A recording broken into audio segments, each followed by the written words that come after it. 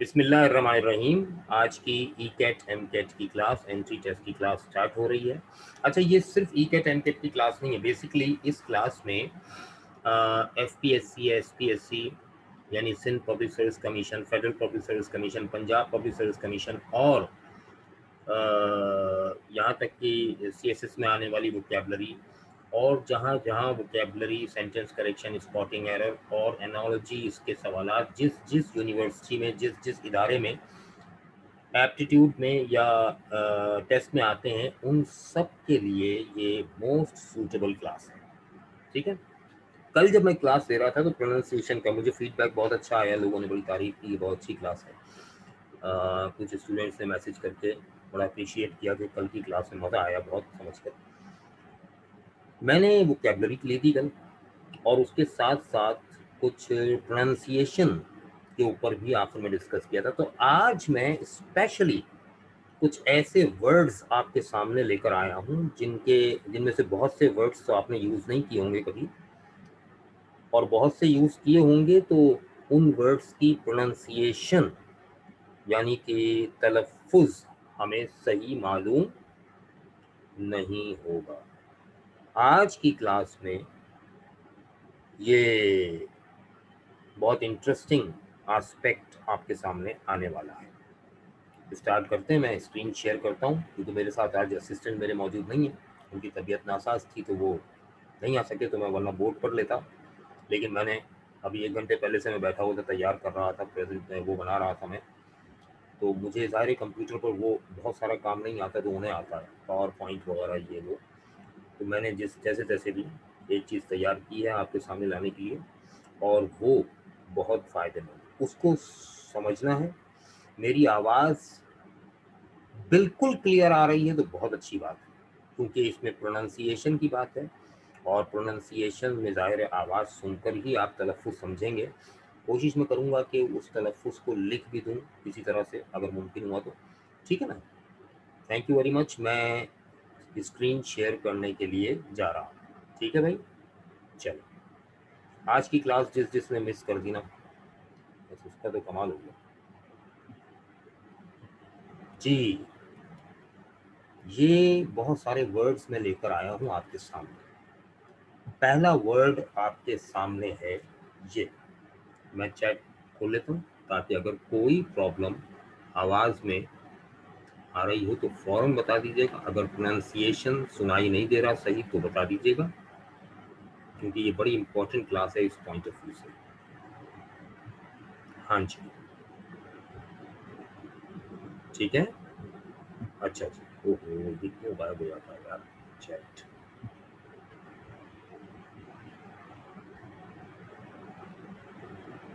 अच्छा चल, अब देखिएगा।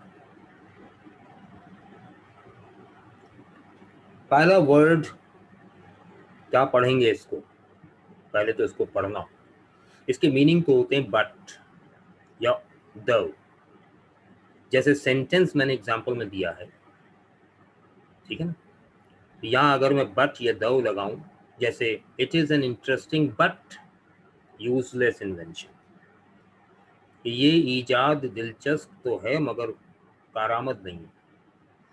तो ये जो वर्ड यूज हुआ है इसको क्या पढ़ते हैं, मैं पढ़ रहा हूं, गौर से सुनिएगा। ठीक है, गौर से सुनिएगा। इसको पढ़ते हैं एल्बिएट। ठीक है, इसके दो प्रोनाउंसिएशन है हमारे लिए जो मोस्ट सूटेबल है, दैट इज, दो प्रोनाउंसिएशन है इसके। एक ये है एल्बिएट, एल्बिएट, एल्बिएट, एल्बिएट। सुनाई दिया रहा आपको? एल्बिएट। डिक्शनरी में जिसका प्रोनाउंसिएशन लिखा है वो इस तरह से लिखा है। मैं वो टाइप लिख देता हूँ तलफ़ुज़ की ताकि आपको समझ में आसानी से आ जाए। ठीक है, मैं यहाँ ऐड कर रहा हूँ। अच्छा अच्छा, हाँ, यहाँ सही है। ये ऐसे लिखा है,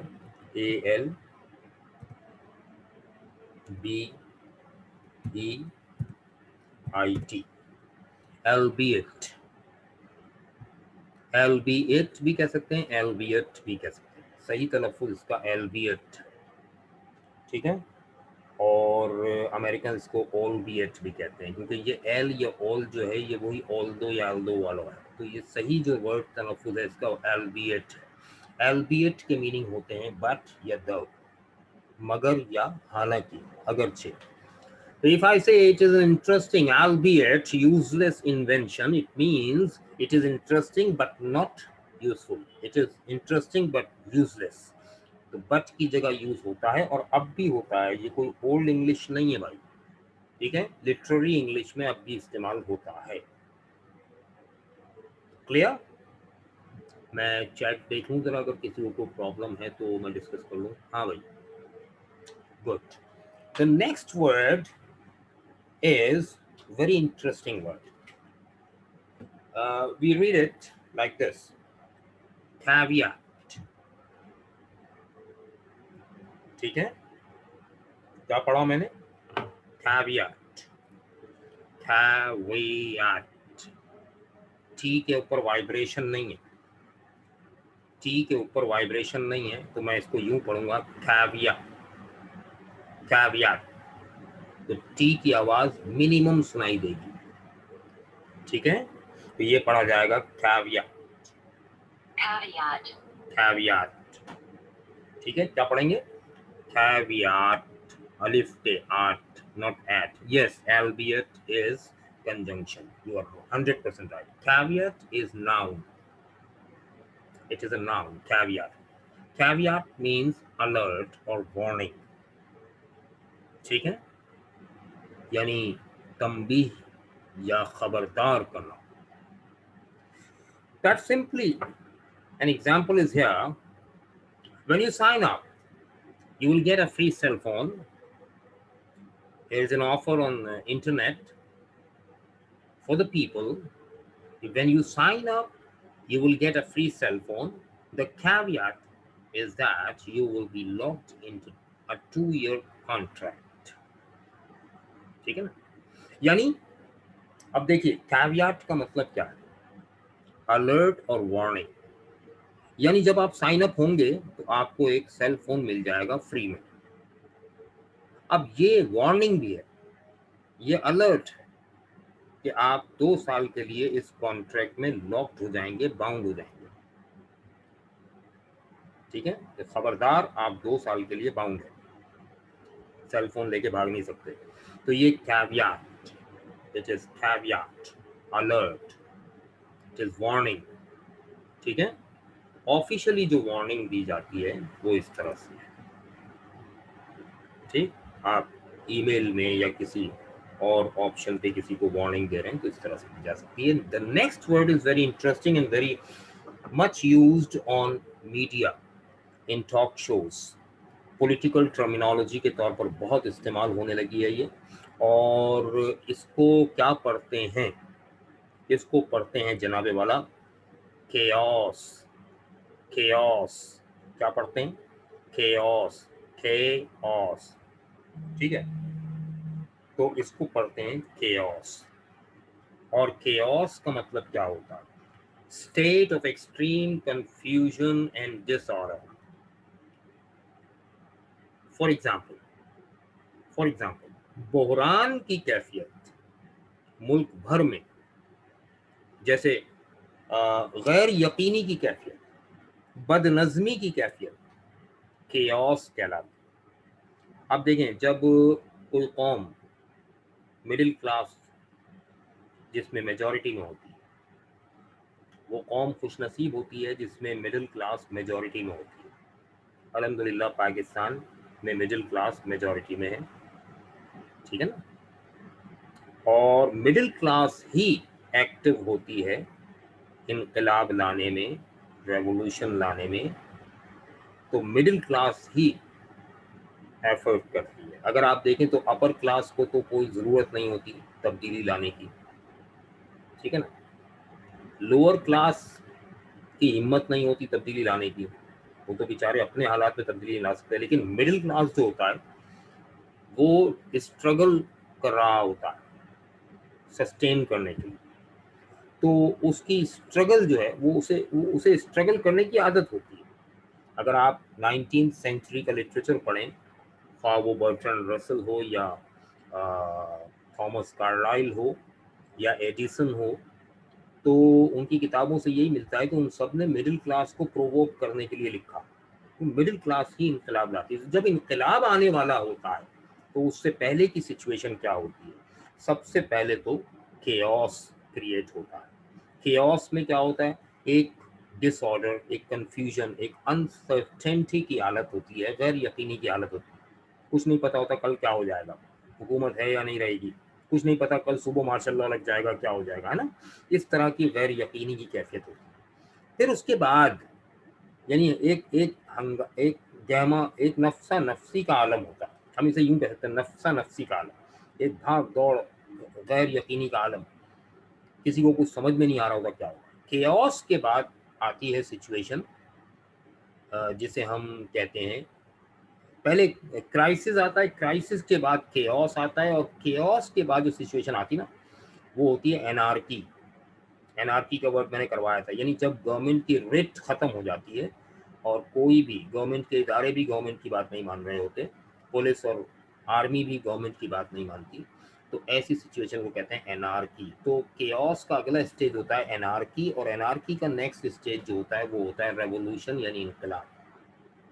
ठीक है ना। तो ये वहां पढ़ी जाती है आमतौर पर पॉलिटिकल साइंस में। तो केओस का मतलब होता है state of extreme confusion, disorder, uncertainty. And here is an example, very simple example before us. It was a scene of total chaos when the animals escaped from the zoo. It was a scene of total chaos, यानी अजीब नफ्सा नफ्सी का आलम दिखाई दिया। When the animals escaped from the zoo, जब चिड़िया घर से जानवर फरार हो गए, तो जाहिर है कि एक अजीब सा भगदड़ सी मच गई होगी, भाग दौड़ मच गई होगी, उसे कहते हैं हम chaos। ठीक है। The next word is very interesting, और इसका प्रोनाउंसिएशन भी बड़ा इंटरेस्टिंग है। ये वर्ड है जिसमें एस साइलेंट, एस साइलेंट है, और इसको क्या पढ़ते हैं? Debris, debris, debris. एस की आवाज नहीं निकलेगी, साइलेंट, डेब्री। मैं एक क्लास स्पेशली लूंगा जिसमें मैं सिर्फ और सिर्फ ये बताऊंगा कि ये साइलेंट लेटर्स क्यों इस्तेमाल होते हैं। हमारे यहाँ बच्चों को यही नहीं पता साइलेंट लेटर क्यों इस्तेमाल होते हैं, बस ये पता है साइलेंट है। अच्छा, टीचर से पूछ भी लो ना क्यों साइलेंट क्यों है, तो टीचर को भी नहीं पता होता बेचारे, ज्यादातर, माजरत के साथ। तो उसके ऊपर पूरी क्लास दूंगा।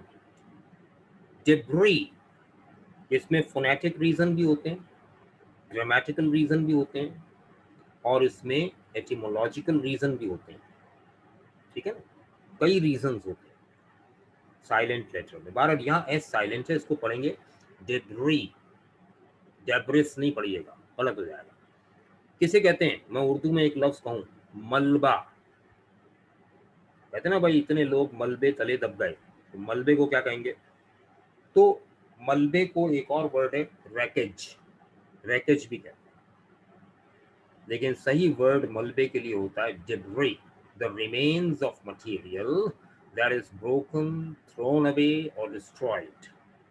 यानी किसी चीज को तबाह कर दिया जाए या गिरा दिया जाए या तोड़ फोड़ दिया जाए, तो उसका जो बाकी मटेरियल बच जाता है, पड़ा होता है, उसे कहते हैं मलबा। इंग्लिश में कहते हैं डेब्री। कोई बिल्डिंग खुदा न खास्ता गिर गई है, धमाके से तबाह हो गई, तो अब मलबा फैल जाएगा, जैसे अर्थ को एक में होता है, हर तरफ मलबा पड़ा होता है। तो यहाँ एग्जाम्पल भी अर्थ को दी है मैंने। After the earthquake it took weeks to clear the debris from the roads.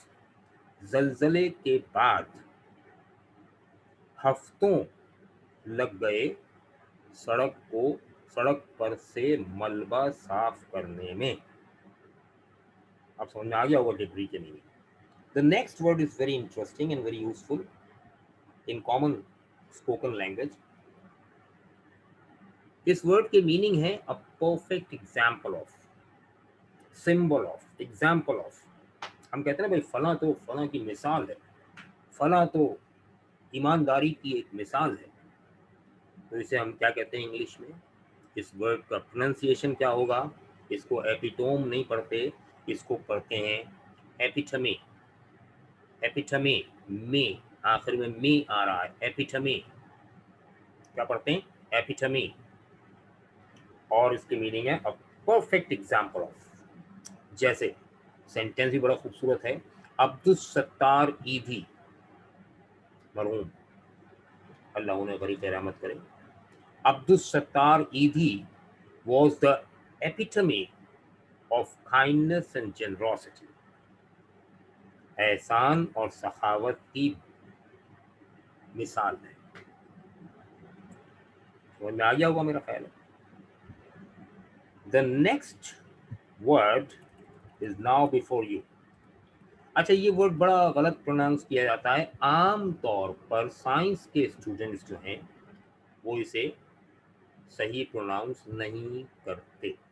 आजकल तो वैसे भी इंग्लिश में एक फैशन है कि जितना मुंह टेढ़ा करके इंग्लिश बोलोगे ना, लफ्ज का तलफ्फुज बिगाड़ कर, उतना ही वो ज़्यादा अच्छा समझा जाता है। हमारे यहाँ एक बर्गर क्लास है ना, विटामिन को वाइटामिन नहीं कहेंगे तो मज़ा ही नहीं आएगा, मल्टीनेशनल को मल्टाई नेशनल कहेंगे नहीं कहेंगे तो अजीब लगेगा। एक तो अमेरिकन ने इंग्लिश का प्रोनाउंसिएशन तबाह किया, बहरहाल वो तो एक अलग कल्चर ही है, लेकिन हम लोगों ने तो उनसे भी आगे निकल गए। तो ये वर्ड आम तौर पर पढ़ा जाता है गॉज। 99% साइंस के टीचर्स भी इसे स्क्रू गॉज, माइक्रोमीटर इस्तेमाल होता है ना, स्क्रू गॉज। गॉज नहीं है भाई, गॉज नहीं है, GAUGE लिखा हुआ तो गॉज है, पढ़ा जाएगा गेज। क्या पढ़ा जाएगा? गेज। डिक्शनरी भी खोल के देखना चाहिए, लोगों से सुन सुन कर नहीं इंग्लिश सीखनी चाहिए सिर्फ। प्रोनाउंसिएशन इसका है gauge, and gauge means to measure, पैमाइश करना। अब वो कोई भी चीज़ हो जिसकी पैमाइश आप कर रहे हैं, आमतौर पर थिकनेस किसी आयरन शीट की या किसी भी चीज़ की, किसी मटेरियल की थिकनेस को, यानी वो कितना मोटा है, उसे गेज हम कहते हैं आमतौर पर। लेकिन वैसे किसी भी चीज़ की मेजरमेंट को, किसी एब्स्ट्रैक्ट क्वालिटी की भी मेजरमेंट को आप गेज कह सकते हैं। यहाँ मैंने इसी तरह का सेंटेंस बनाया है, तो और से सुनिएगा सेंटेंस क्या, देखिएगा आपके सामने है sentence. You might give a potential employee a trial project. जिन मुलाजमीन में पोटेंशियल है, यानी सलाहियत है, आप उन्हें एक ट्रायल प्रोजेक्ट दे सकते हैं। ट्रायल प्रोजेक्ट क्या होगा? यानी उनकी आजमाइश के लिए एक प्रोजेक्ट उनको दे दिया जाए, to gauge his ability to do the job, ताकि उनकी सलाहियत की पैमाइश की जा सके इस जॉब को करने के लिए। यानी एक जॉब दी जा रही, मगर उससे पहले एक ट्रायल प्रोजेक्ट दिया जाए उन्हें, वो भी उनको जो पोटेंशियल एम्प्लॉई हैं, जो वो एम्प्लॉई कहते हैं मुलाजिम को, और एम्प्लॉयर कहते हैं मालिक को। उस मुलाजिम को जिसके अंदर पोटेंशियल है, सलाहियत है, एबिलिटी है, उसे एक ट्रायल प्रोजेक्ट दिया जाए ताकि आप इजीली गेज कर सकें, यानी मेजर कर सकें उसकी एबिलिटी को, उसकी सलाहियत। ठीक है।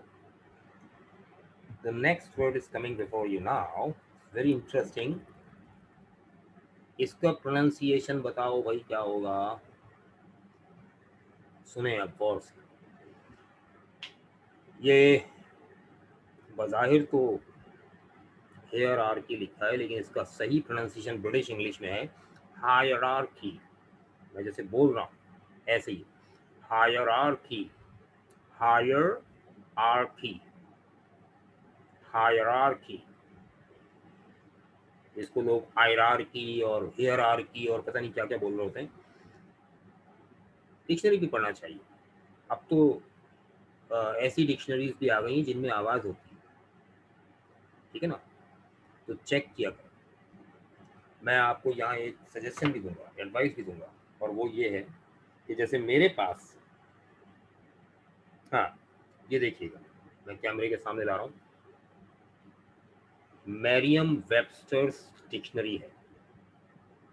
ये ऑफलाइन डिक्शनरी, क्या नाम है इसका, मैरियम वेबस्टर, ठीक है भाई। ये डिक्शनरी ऐसी है कि आप अपने स्मार्टफोन में इंस्टॉल कर लें, इसमें वॉइस भी आती है। जैसे अभी मैंने एक वर्ड कहा है हायरार्की, तो अब देखिए इसका प्रोनाउंसिएशन क्या मैं सही कर रहा हूँ या है वही, है ना। तो हाँ देखिए, ये ऑफलाइन डिक्शनरी है, इसके लिए इंटरनेट का होना ज़रूरी नहीं होता। आप देखिए मैं आपको सुनवाता भी हूँ, माइक शायद आपको आवाज़ आ जाए।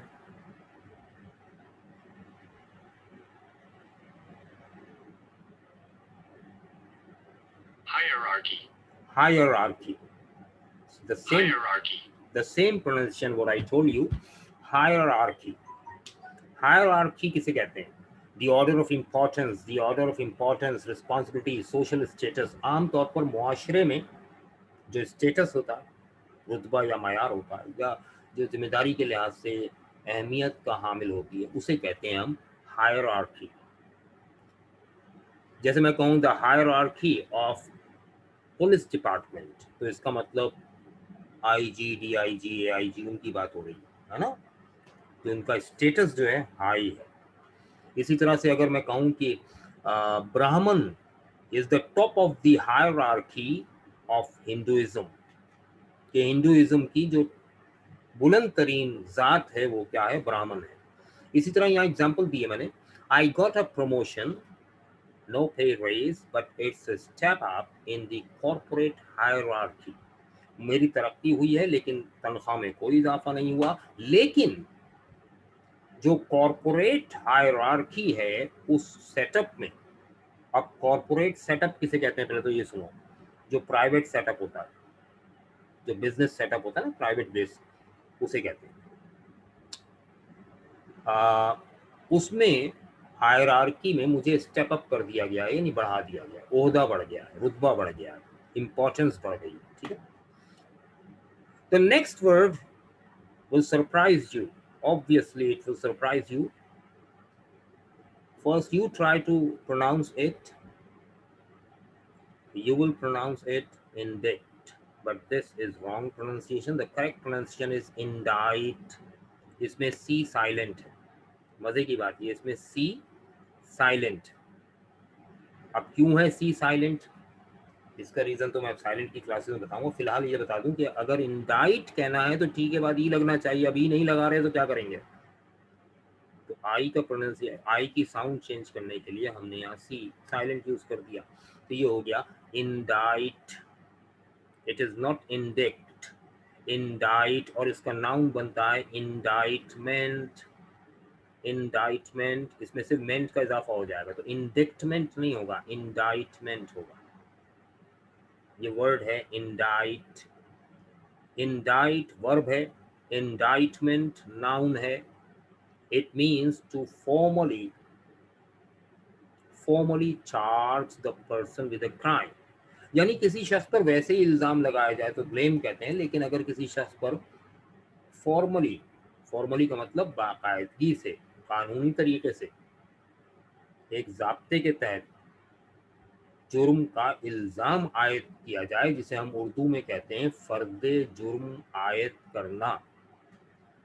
हम कहते हैं ना भाई, सुप्रीम कोर्ट में फला फला के खिलाफ फर्द जुर्म आयद कर दी गई, तो फर्द जुर्म आयद करने का मतलब कानूनी तौर पर अदालत में बुलाकर कागज देकर उसे बता दिया गया कि आप पर ये इल्ज़ाम है। इसे कहते हैं indict as a verb and indictment as a noun. The sentence for example is before you here, 4 people were indicted in the investigation of the fraud। इस फ्रॉड के 420 का केस होता है ना, उसे फ्रॉड कहते हैं। तो जिसे हम करप्शन भी कहते हैं, बड़े लेवल पर जो होता है करप्शन होता है, छोटे लेवल पर फ्रॉड होता है। तो फ्रॉड की इन्वेस्टिगेशन यानी तफ्तीश में 4 अफराद पर फर्द जुर्म आयद की गई। 4 people were indicted, not indicted। हो गया ना हैरान? द नेक्स्ट वर्ड, अच्छा ये वोकैबुलरी भी मिल रही है आपको और प्रोनाउंसिएशन भी मिल रहा है, मजे की बात ये। नेक्स्ट वर्ड क्या पढ़ेंगे इसको, इसमें जी साइलेंट, और साइलेंट जी क्यों इस्तेमाल हुआ है, वही रीजन है जो ऊपर इंडाइट में था कि अगर जी ना होता तो हम इसको पढ़ते पैराडिम, लेकिन जी लगा हुआ है तो हम इसको पढ़ेंगे पैराडाइम। क्या पढ़ेंगे, पैराडाइम। अब बगैर ई के, हालांकि इसके लिए पैराडिम के बाद आखिर में एम के बाद ई होना चाहिए था, तो फिर हम पढ़ते पैराडाइम। अब वो ई नहीं है तो आई को वो साउंड कैसे मिलेगी, है ना, तो जी साइलेंट जो है वो आई की साउंड को चेंज कर रहा है, वो बना रहा है इसे पैराडाइम।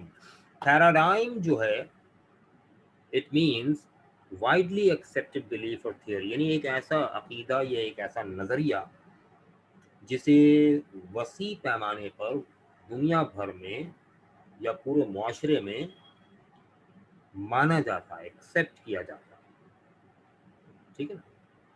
आम तौर पर हम इसे परसेप्शन भी कह सकते हैं, लेकिन वो राय होती है और ये अकीदा या नज़रिया होता है। अगर कॉमन ओपिनियन हो तो परसेप्शन कहलाएगी, और कॉमन बिलीफ हो तो पैराडाइम। क्या एग्जाम्पल है देखिएगा इसकी, दी ऑथर्स, अच्छा टाइम कम रह गया है, बहरहाल हमारे वर्ड्स भी कंप्लीट होने वाले हैं, तो मसला नहीं है। The author's controversial work challenges cultural paradigms, यानी मुसन्निफ के कंट्रोवर्शियल वर्क यानी मुतनाज़े काम, मुसन्निफ ने कुछ ऐसी किताब लिखी जो मुतनाज़े हो गई, यानी जिस पर बहुत से लोगों को जो है वो एतराज़ है, वो चैलेंज करता है, उसका ऑथर का जो काम है वो चैलेंज करता है सकाफत में या मुआशरे में पाए जाने वाले पैराडाइम्स को। अब मुआशरे में बहुत सारे बिलीफ और बहुत सारे थियोरीज मानी जा रही हैं, लोग पुख्ता यकीन रखते हैं उन पर, लेकिन ऑथर ने जो वर्क किया है, जो बुक लिखी है, यहाँ वर्क का मतलब है बुक, लिटरेचर में वर्क का मतलब होता है रिटन वर्क, बुक। तो मुसन्निफ ने जो किताब लिखी है वो कंट्रोवर्शियल क्यों है, क्योंकि वो कल्चर में पाए जाने वाले पैराडाइम्स को चैलेंज करता है, मुकाबले की दावत देता है, ठीक है। अच्छा अच्छा, the last two words are very interesting. What will you pronounce this word? S-A-G-U-E. S-E-G-U-E. That is very interesting word. इसके मीनिंग है to transition from one thing to another smoothly without a break. जैसे मैं एक topic पर बात कर रहा हूं और बगैर किसी ब्रेक के या गैर महसूस अंदाज में टॉपिक बदल दूं, पता ना ऐसा कभी कभी कि गैर महसूस अंदाज में किसी को पता ही नहीं चला कि मैंने टॉपिक ही चेंज कर दिया। इसी तरह से एक स्टेट से दूसरी state of matter, solid liquid gas की बात नहीं कर रहा हूँ, यानी सिचुएशन, एक सिचुएशन से दूसरी सिचुएशन में ऐसे दाखिल हो गए कि पता ही नहीं चला, स्मूथली। इसे कहते हैं सेगवे। क्या पढ़ते हैं इसे, सेगवे। इसका सही प्रोनाउंसिएशन क्या है, सेगवे, जैसे लिखा हो सेगवे, सेगवे। तो इसकी एग्जाम्पल आपके सामने मौजूद है यहाँ। क्या एग्जाम्पल है, after presenting the research she segued into defending it against possible objections, यानी उसने रिसर्च पेश की, अपनी अपनी तहकीक पेश की, और पता ही नहीं चला कि तहकीक पेश करने के बाद वो जितने मुमकिना एतराज़ात थे उसके खिलाफ दिफा करना शुरू कर दिया। ये दो मुख्तलिफ सिचुएशंस हैं एक ही स्पीच में, लेकिन एक सिचुएशन से दूसरी सिचुएशन में ट्रांजिशन इतना स्मूथली हुआ कि पता ही नहीं चला। इसे कहते हैं सेगवे। समझ में आ रहा है? अच्छा जी, अब देखिए नेक्स्ट वर्ड और लास्ट वर्ड, क्या पढ़ेंगे इसको। हाँ जी, अब ऐसे वर्ड्स अगर सामने आए तो अमूमन टी साइलेंट होता है, इस वर्ड में टी साइलेंट नहीं है, इस वर्ड में बी साइलेंट है। क्या साइलेंट है, बी। क्या पढ़ेंगे इसे, सटल, सटल, सटल। बी की आवाज नहीं निकलेगी। मीनिंग क्या है? ऑर्डिनरी, वेरी स्मॉल, बेयरली नोटिसेबल, एक ऐसी चीज जो इतनी मामूली हो कि गौर करने के काबिल ही ना हो, छोटी, मामूली, ना काबिले जिक्र, है ना, इसे कहते हैं सटल। जैसे एग्जांपल है आपके सामने, these two species of birds. अच्छा, यहाँ एक वर्ड इस्तेमाल हुआ स्पीशीज, तो स्पीशीज सिंगुलर भी होता है, स्पीशीज प्लूरल भी यही होता है, तो परेशान ना हो जाइएगा, स्पीशीज सिंगुलर भी है, स्पीशीज प्लूरल। कुछ लोग इसकी सिंगुलर बना देते हैं, एस हटाकर गलत करते हैं। These two species of birds may look the same, but there are subtle differences in their wing structures. यानी ये दो किस्मों के परिंदे हैं जो हो सकता है कि एक जैसे दिखाई दे, मगर अब ये बट की जगह एल्बिएट लगा सकते हैं आप। हाँ, बताता हूँ।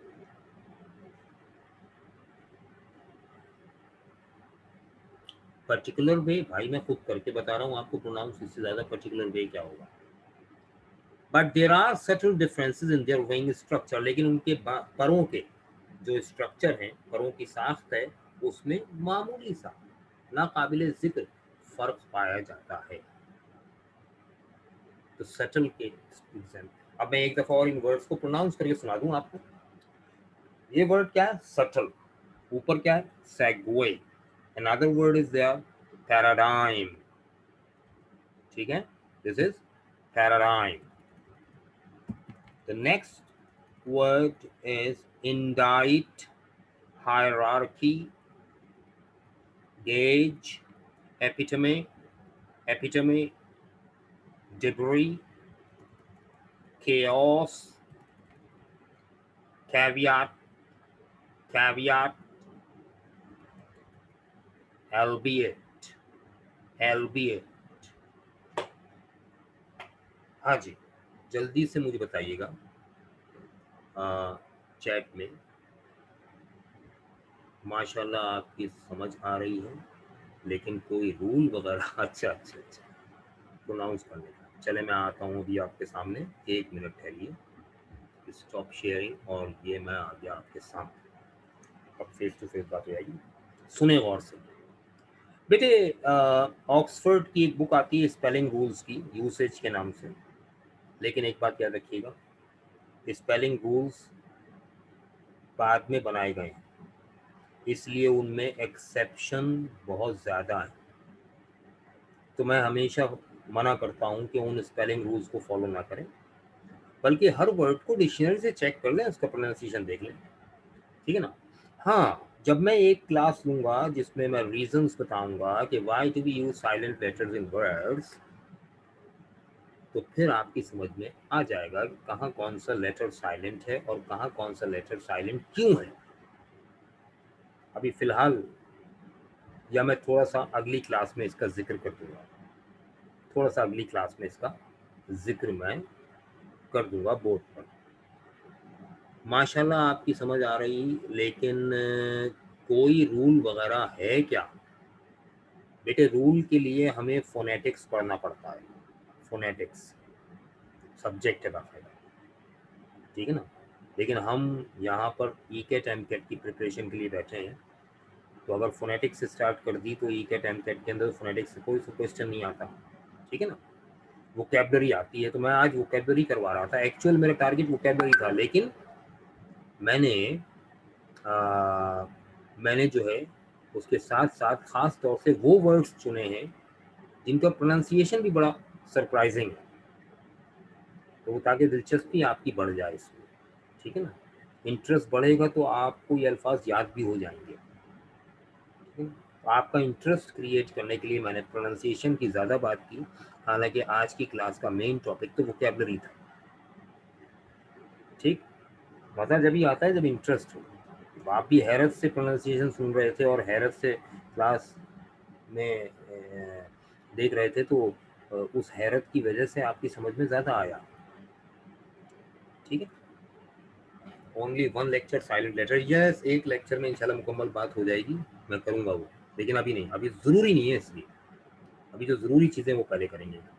अब्दुल किस बात का रिप्लाई दूं बेटा, मैंने रिप्लाई दिया तो है भी, तुम किस बात का रिप्लाई मांग रहे हो यार, जल्दी से पूछो, क्या पूछा था तुमने यार। मंडे को क्लास नहीं हुई थी तो मैंने शुरू में आते ही बताया है कि कल उसकी कंपनसेटरी क्लास होगी, ठीक है, राइट, हाँ, कल उसकी कंपनसेटरी क्लास होगी इंशाल्लाह, टाइम 9:30 बजे, कल 9:30 बजे आपकी क्लास होगी as compensation of Monday's vacation. Thank you very much and शाद रहें, आबाद रहें, अल्लाह हाफिज़।